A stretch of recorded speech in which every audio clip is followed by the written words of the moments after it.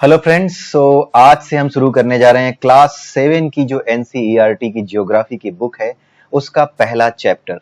ठीक है, इस चैप्टर का जो टाइटल है वो है एनवायरनमेंट। ठीक है, यानी वातावरण। हिंदी में इसको कहते हैं पर्यावरण या वातावरण। ठीक है, हिंदी में इसका नाम होता है पर्यावरण। तो हिंदी के स्टूडेंट्स वो इसको ऐसे नोट कर लें, एनवायरनमेंट यानी पर्यावरण। तो सबसे पहले हम देखते हैं कि पर्यावरण होता क्या है। ठीक है, पर्यावरण की डेफिनेशन क्या है। तो यहां पर इंग्लिश में ये डेफिनेशन दी हुई है, ऑल द थिंग्स सराउंडिंग अस। हमारे आसपास जितनी भी चीजें हैं, जो कुछ भी हम अपने आसपास देखते हैं वो सब हमारे पर्यावरण का हिस्सा है। तो जो कुछ भी हम अपने आसपास देखते हैं उसमें से कुछ चीजें ऐसी होती हैं जो मैन मेड है।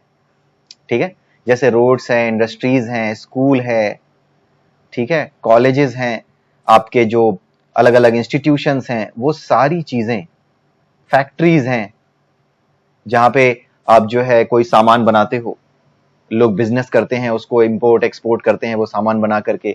वो सारी चीजें जो मैन मेड हैं और वो सारी चीजें जो कि नेचुरल हैं, यहाँ पे प्लस का सिंबल आप देख रहे हो। तो जो मैन मेड है यानी इंसानों ने जो बनाई है, और जो नेचुरल है यानी कि प्राकृतिक। ठीक है, जो कुछ प्राकृतिक है जैसे माउंटेन्स हैं, ट्रीज हैं, फॉरेस्ट हैं, ये सारी की सारी चीजें मिल करके क्या बनाती हैं, एनवायरमेंट को बनाती हैं। ठीक है, एनवायरमेंट में आपने देखा कि ये जो एनवायरमेंट जो नेचुरल वाला पोर्शन है उसके नीचे मैंने दो चीजें और ऐड की हैं, बायोटिक एंड एबायोटिक। बायोटिक का मतलब होता है लिविंग एंड एबायोटिक का मतलब होता है जो कि नॉन लिविंग है। तो जो कुछ नेचुरल है उसमें से कुछ लिविंग है और कुछ नॉन लिविंग है। लिविंग क्या है, जैसे फॉरेस्ट, ट्रीज, ट्रीज हो गए, ये सब लिविंग है। ठीक है, और नॉन लिविंग कौन से हैं, जो एबायोटिक यानी जो जिंदा नहीं है, जैसे कि माउंटेन्स हो गए, रिवर्स हो गई। ये सारी चीजें, इनमें जान ना होने के बावजूद भी, लिविंग ना होने के बावजूद भी हमारे लिए बहुत एसेंशियल हैं, ये हमारे लिए बहुत जरूरी हैं। तो एनवायरनमेंट के जितने भी कंपोनेंट्स हैं वो सारे के सारे हमारे लिए इंपॉर्टेंट हैं, और वो सारी चीजें जो अपने आसपास हम देखते हैं वो सब की सब हमारे एनवायरनमेंट का हिस्सा हैं, हमारे पर्यावरण का हिस्सा हैं। बायोटिक यानी जैविक, हिंदी में इसको कहते हैं जैविक, और एबायोटिक इसको हम कहते हैं अजैविक, जिसमें जीवन ना हो, वो अजैविक है। ठीक है, तो बायोटिक और एबायोटिक का मतलब आप समझ गए। अब आगे देखते हैं, जो हमारा ये एबायोटिक और बायोटिक कंपोनेंट है वो मिलके किससे बना होता है। जो हमारा नेचुरल कंपोनेंट है उसकी बात हम करने जा रहे हैं।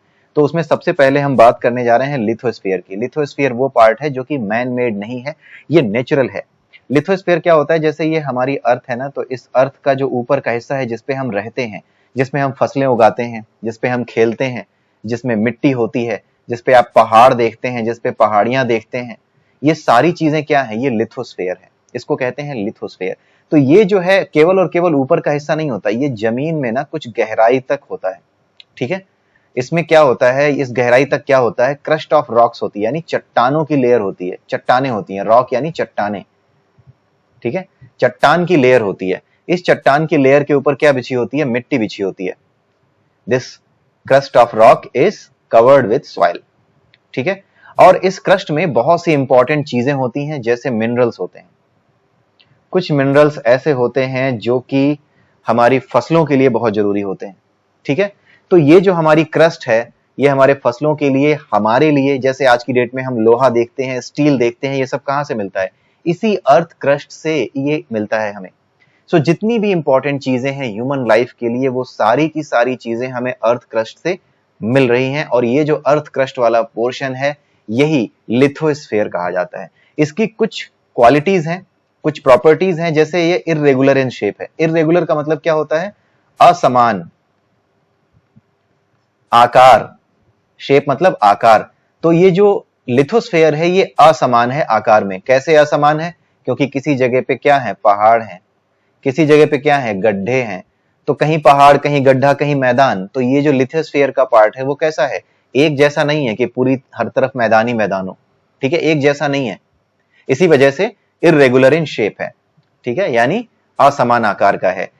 इस पे माउंटेन्स हैं, पठार हैं, प्लेटो यानी पठार, माउंटेन्स माने पहाड़।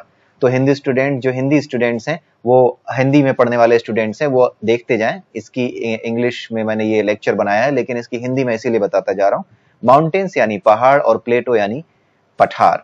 पठार कैसा होता है, टेबल जैसी उठी हुई संरचना होती है, कई मीटर ऊंचाई की हो सकती है, 600 मीटर, कई बार 4 किलोमीटर तक की ऊंचाई की हो सकती है। सबसे ऊंचा प्लेटो आपको पता है कौन सा है, जो तिब्बतियन प्लेटो है। ठीक है, वो है। अब हमारा जो एनवायरनमेंट है, मैंने आपको बताया जो कुछ अपने चारों तरफ हम देखते हैं वो सब एनवायरनमेंट का पार्ट है। अभी हमने लिथोस्फीयर की बात कर ली, यानी अर्थ के ऊपर जो लेयर है उसकी बात कर ली। अब हम बात करेंगे हाइड्रोस्फीयर, जो पानी वाला हिस्सा है उसकी। हाइड्रोस्फीयर क्या होता है? पिछली क्लास का जो क्लास 6 का जो वीडियो था वो भी आप देख चुके हो। क्लास 6 की वीडियो में हमने हाइड्रोस्फीयर को कवर किया है। ठीक है, हाइड्रोस्फीयर क्या होता है? All water bodies. तो इसको एक बार रिवाइज कर लेते हैं। ऑल वाटर बॉडीज, जितनी भी वाटर बॉडीज हैं, चाहे वो रिवर्स हो, आप जानते हो रिवर्स में पानी होता है, सी में पानी होता है, जो ग्राउंड वाटर है वो भी पानी का ही सोर्स है। ठीक है, ग्राउंड वाटर, जैसे आप अपने यहाँ सबमर्सिबल चलाते हो या फिर आप अपने यहाँ क्या करते हो, हैंडपंप चलाते हो, तो वो पानी कहाँ से लेकर आता है? ग्राउंड वाटर ही तो होता है वो पानी, तो वो ग्राउंड वाटर हो गया। लेक्स यानी झीलें, और ओशियन, सी ओशियन, इन दोनों के बीच का डिफरेंस आपको पता है?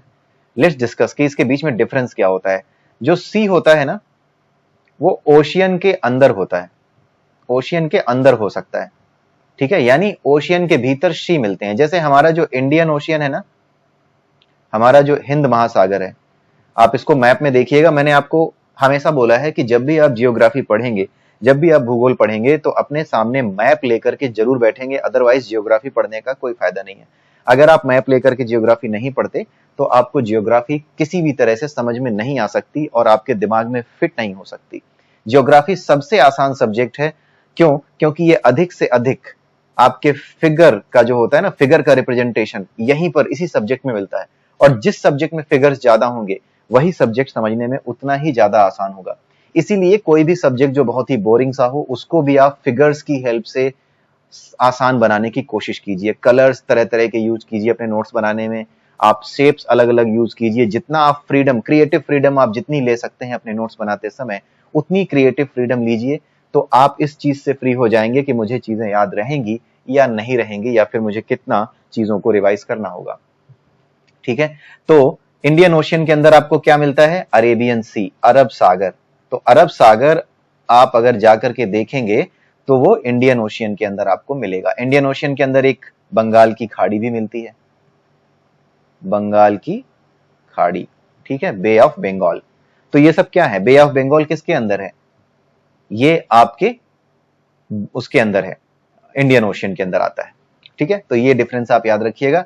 हाइड्रोस्फीयर ये होता है। अब हम बात करते हैं एटमॉस्फेयर की। इसके बारे में भी हमने पिछली क्लास का जो वीडियो देखे थे, जो कि क्लास 6 के एनसीईआरटी की बुक थी, उसके जब मैं वीडियो बना रहा था तो वहां पर आपने देखा होगा कि एटमॉस्फेयर क्या होता है। तो एटमॉस्फेयर कुछ नहीं है, लेयर ऑफ एयर। ये कितनी लेयर्स हैं हमारे पास? पिछली क्लास में हमने देखा था 5 लेयर्स हैं।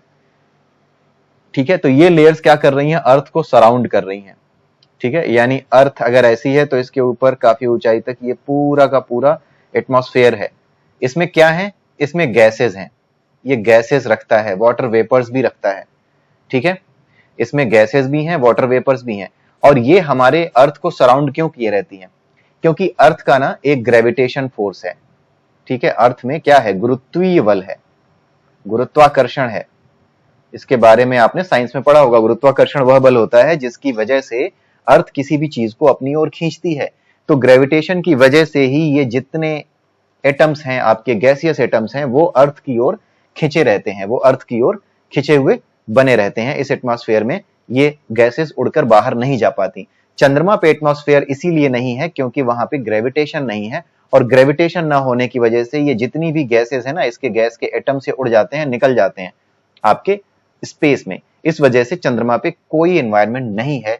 वहां पर जो गुरुत्वाकर्षण है वो बहुत कम है अर्थ की कंपैरिजन में, और इतना कम है कि जो भी गैसियस एलिमेंट्स हो सकते हैं, उन गैसियस एलिमेंट्स की या फिर उन गैसियस मॉलिक्यूल्स की जो एस्केप वेलोसिटी है, वो ग्रेविटेशन इतना स्ट्रांग नहीं है कि उस एस्केप वेलोसिटी को रोक सके। उस एस्केप वेलोसिटी, वहां पर एस्केप वेलोसिटी यानी जो आपकी पलायन वेग होता है। ठीक है, इसके बारे में आप साइंस में पढ़ सकते हैं, पलायन वेग क्या होता है। ये सारी चीजें आपको साइंस में मिल जाएंगी। तो वो चीजें इसमें इन्वॉल्व नहीं होती, यहां पर उसको रोक नहीं पाती, ग्रेविटेशन इन्वॉल्व नहीं हो पाता उसके आपके एस्केप वेलोसिटी से, या उसके पलायन वेग को रोक नहीं पाता। पलायन वेग जो है ग्रेविटेशन को पार कर जाता है, और इसी वजह से चंद्रमा पे एटमॉस्फेयर नहीं है। हमारी अर्थ पे एटमॉस्फेयर है, क्योंकि हमारी अर्थ पे क्या है? एक सस्टेनेबल अमाउंट ऑफ गुरुत्वाकर्षण है, यानी ग्रेविटेशन है, जिसकी वजह से हम इस अर्थ पे देख पाते हैं कि हमारे चारों तरफ जो हमारा गैसियस एटमॉस्फेयर है वो इसी वजह से बना हुआ रहता है। ठीक है, इसके अलावा एटमॉस्फेयर क्या करता है, it protects us from harmful radiation, यानी हानिकारक किरणों से। कौन सी किरणें, पराबैंगनी, जिसको इंग्लिश में अल्ट्रावायलेट कहते हैं, हिंदी में कहते हैं पराबैंगनी किरणें। तो पराबैंगनी किरणों से ये हमारी रक्षा करता है। ये पर्यावरण, ये जो गैसें हैं, जब सूर्य से आने वाली गैसें, सूर्य से आने वाली जब अल्ट्रावायलेट रेज इससे टकराती हैं तो अल्ट्रावायलेट रेज का असर कम होकर के यहाँ धरती पर पहुंचता है और हमें वो नुकसान नहीं कर पाती। अगर ये पराबैंगनी किरणें या फिर अल्ट्रावायलेट रेज हम तक सीधे पहुंचती तो हम सबको स्किन कैंसर हो जाता, सब के सब मर जाते, कोई नहीं बचता, धरती पे जीवन ही नहीं होता अगर ये गैसियस या फिर ये गैस चारों तरफ से हमें घेर कर ना रखती तो। ठीक है, तो आप देख रहे हैं कि धरती पर वो सारी चीजें मौजूद हैं जो कि हमारे जीवन जीने के लिए बहुत जरूरी है। ठीक है, अगली डिफिनेशन हम रिवाइज करते हैं बायोस्फीयर की। रिवीजन इसलिए हो रहा है क्योंकि पिछली क्लास में ये सारी चीजें बता दी गई हैं। ठीक है, इस क्लास में बैकग्राउंड बनाया जा रहा है क्योंकि इन्हीं से रिलेटेड चीजों का जो अध्ययन है, स्टडी है, वो इस क्लास 7 की जियोग्राफी की जो बुक है, एनसीईआरटी ने जो लिखी है, उसमें यही सब चीजें हम डिस्कस करेंगे। तो बायोस्फीयर में हम बात करते हैं, क्या होता है ये एक छोटा सा स्पेस होता है अर्थ के अंदर, इतना छोटा नहीं आपके कमरे जितना ना, ये एक ऐसा स्पेस होता है कई किलोमीटर का जिसमें एटमॉस्फेयर भी होता है, यानी गैसें भी होती हैं। एटमॉस्फेयर भी हमने पढ़ा, जिसमें गैसें होती हैं। कौन सी गैसें, जो हमें सांस लेने, जिंदा रहने के लिए जरूरी हैं, जैसे ऑक्सीजन।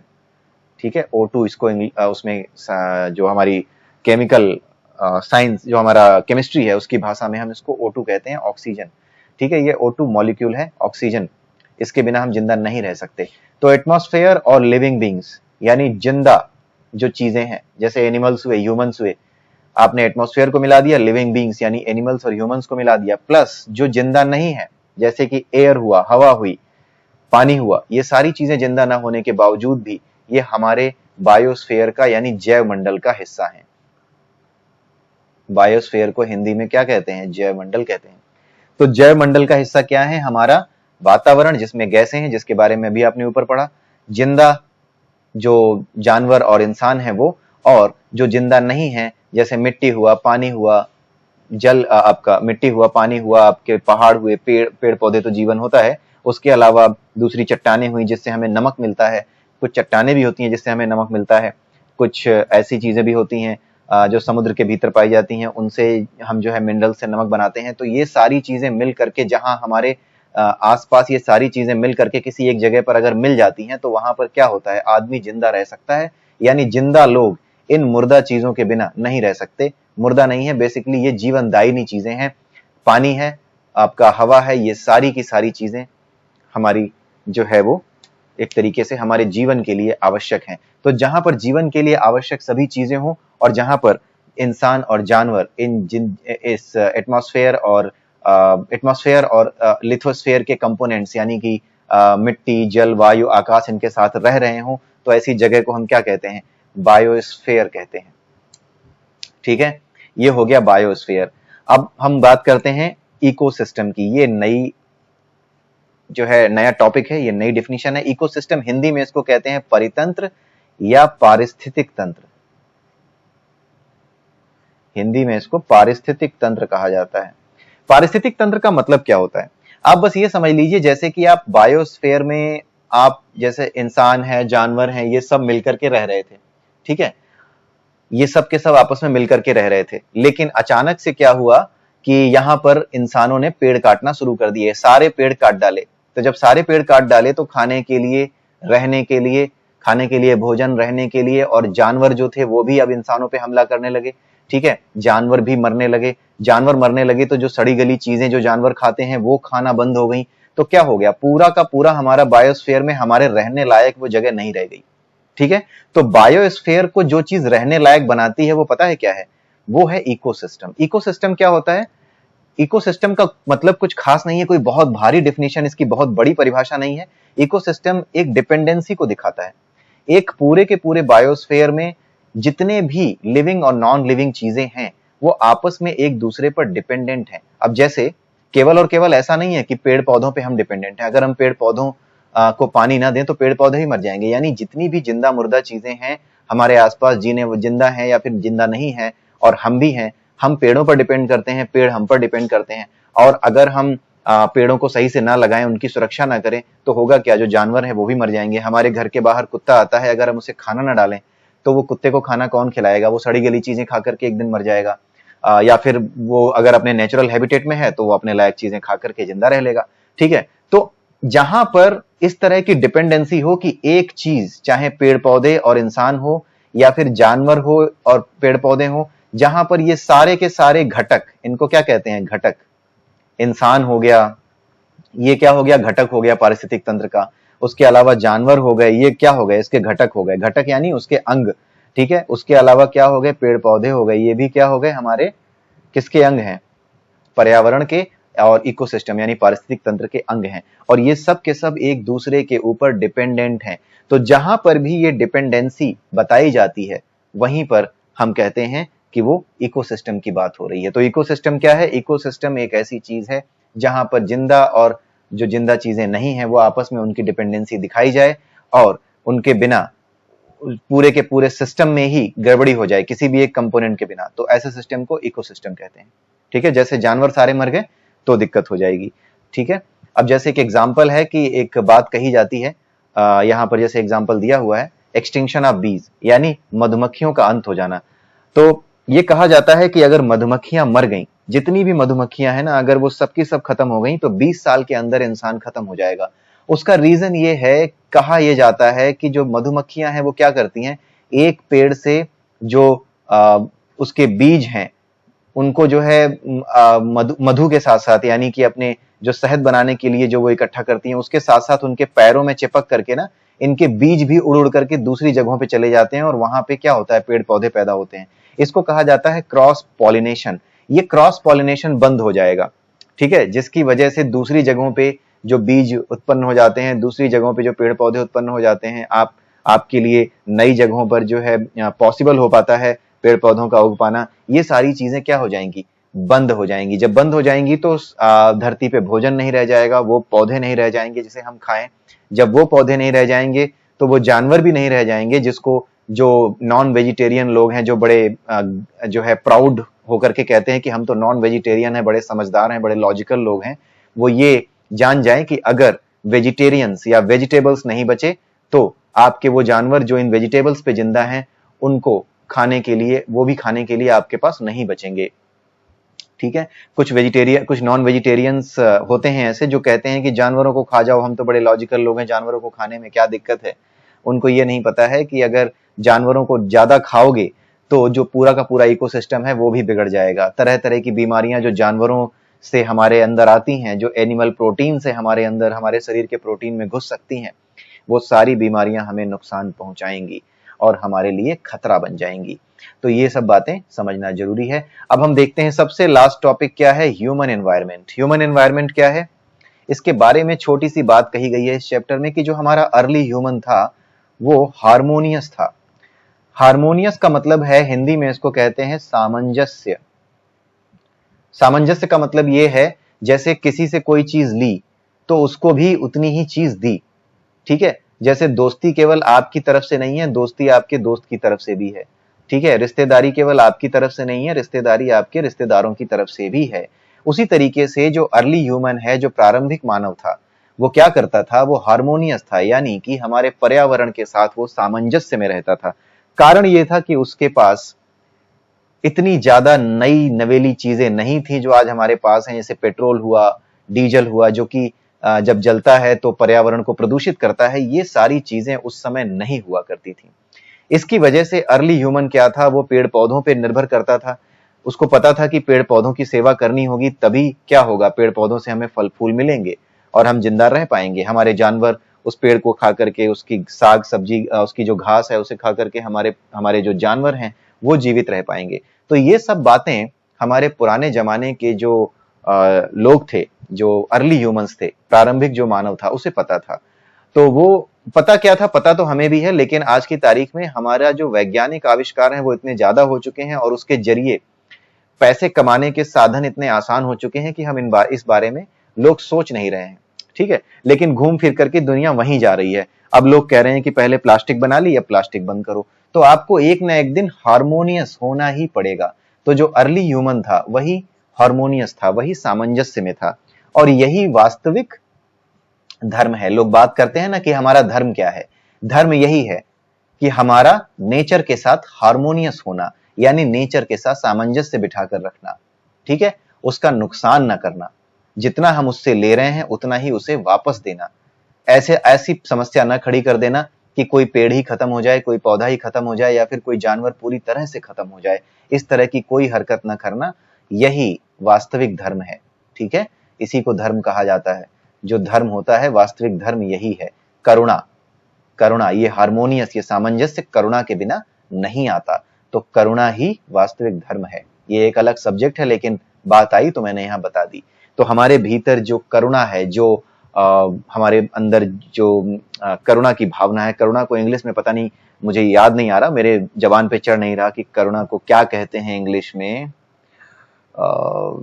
आई डोंट नो, मुझे बिल्कुल याद नहीं आ रहा। मुझे याद है, पता है, लेकिन पता नहीं क्यों अभी जबान पे नहीं आ रहा, तो उसके लिए मुझे माफ करें।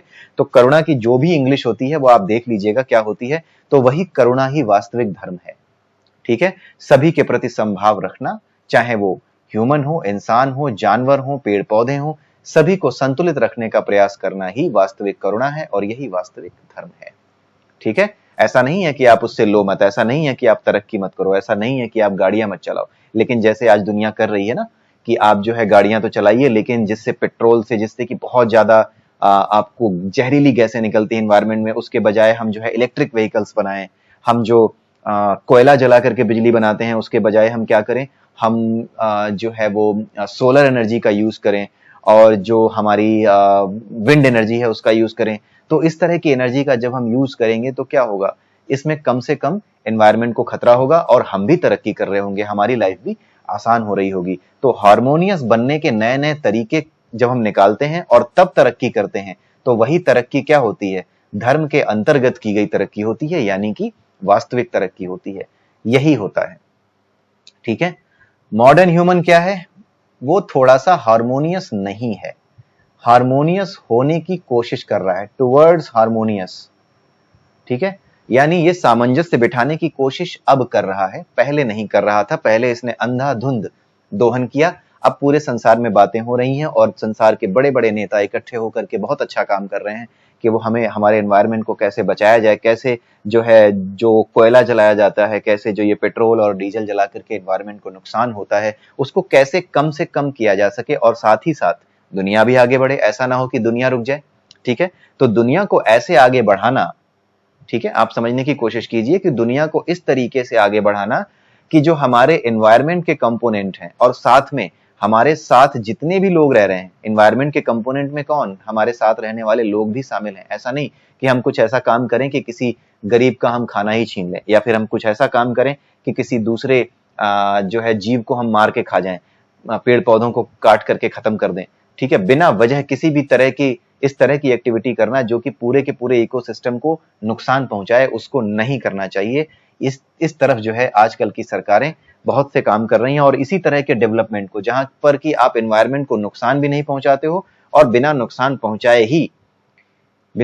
पहुंचाए भी आप जो है दुनिया की तरक्की के रास्ते तलाशते हो, तो ऐसी तरक्की को ही हम क्या कहते हैं, ठीक है, ऐसी तरक्की को ही हम क्या कहते हैं, सस्टेनेबल डेवलपमेंट।